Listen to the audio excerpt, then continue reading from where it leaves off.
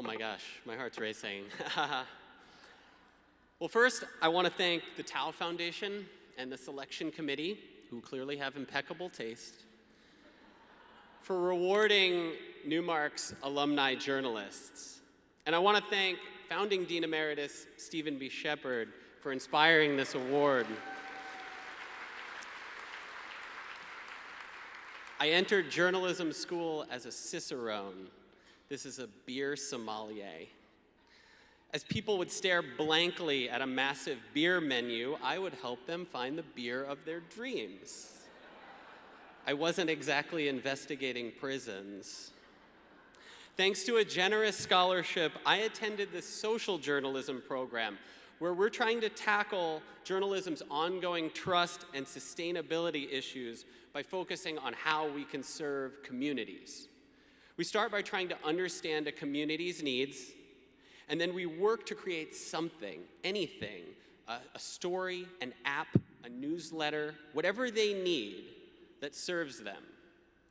I was trying to serve formerly incarcerated New Yorkers when I ended up serving people in Tennessee. Through a social media call out about solitary confinement, a woman from Tennessee reached out to me. As a journalism student, getting a tip was very exciting, and it still is, right? Her name is Dr. Allie Winters, a social worker who risked her career and her access to prisons to speak with me. She told me about Safekeepers, a small group of women held in pretrial solitary confinement at the Tennessee Prison for Women. Many were physically or mentally ill, and they couldn't get home. Some were pregnant. It turned out that Tennessee had sent more than 300 safekeepers, men and women, from their home counties in Tennessee to state prisons between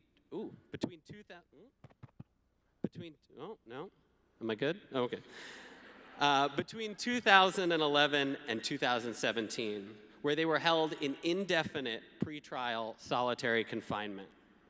Some had attacked guards or other detainees, but many were just sick, and county jails didn't have the resources to care for them. I began this project in school. I pitched the Marshall Project when they came to school for the job fair. So always go to the job fair and always have your pitches ready.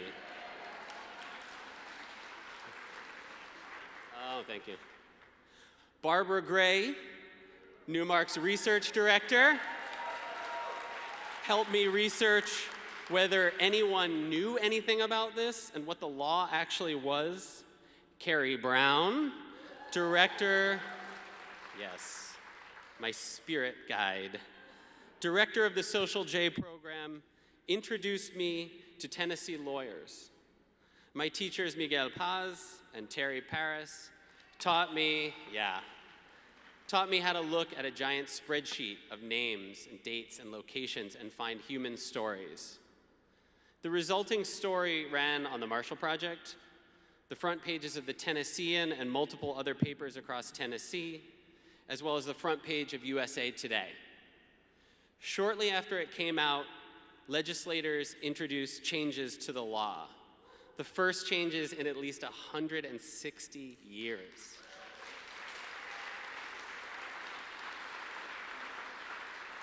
Which the governor eventually signed. Those amendments banned safekeeping for juveniles and instituted mandatory 30-day reviews for every safekeeper. Just recently, State Senator Jeff Yarborough introduced legislation that would ban the practice for pregnant women as well. Speaking of which, on the night my son was born, I worked on finishing this story in the hospital room while my wife and baby slept. I tell people that both were labors of love. All of my professors, the staff at the Marshall Project, Dave Boucher at the Tennessean, who filled out reporting on the ground, my wife and family, and most importantly, the people in safekeeping believe not only that I should share this story, but that I could.